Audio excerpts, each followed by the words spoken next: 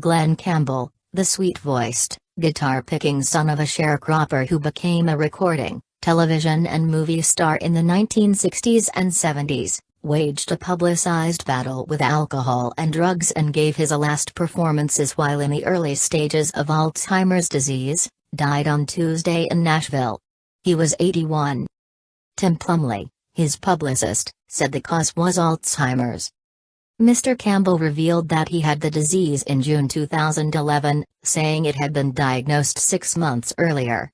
He also announced that he was going ahead with a farewell tour later that year in support of his new album, Ghost on the Canvas. He and his wife, Kimberly Campbell, told People magazine that they wanted his fans to be aware of his condition if he appeared disoriented on stage. What was envisioned as a 5-week tour turned into 151 shows over 15 months. Mr. Campbell's last performance was in Napa, California, on November 30, 2012, and by the spring of 2014 he had moved into a long-term care and treatment center near Nashville. Mr. Campbell released his final studio album, Adios, in June. The album, which included guest appearances by Willie Nelson, Vince Gill and 3 of Mr. Campbell's children, was recorded after his farewell tour.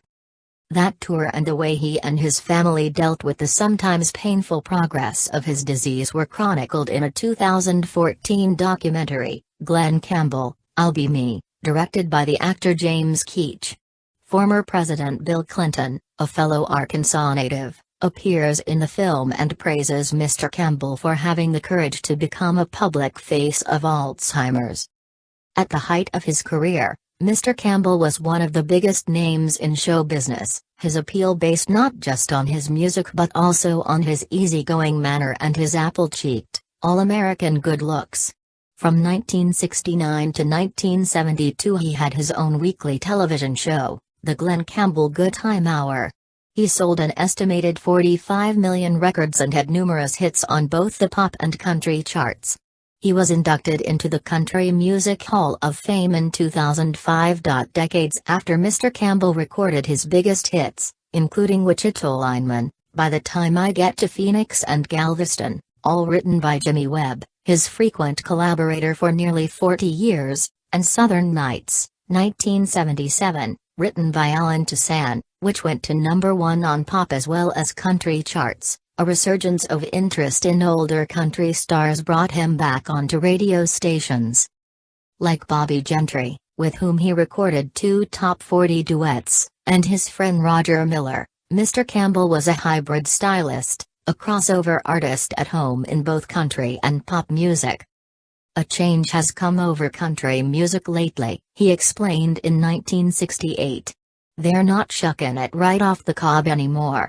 Roger Miller opened a lot of people's eyes to the possibilities of country music, and it's making more impact now because it's earthy material, stories and things that happen to everyday people. I call it people music.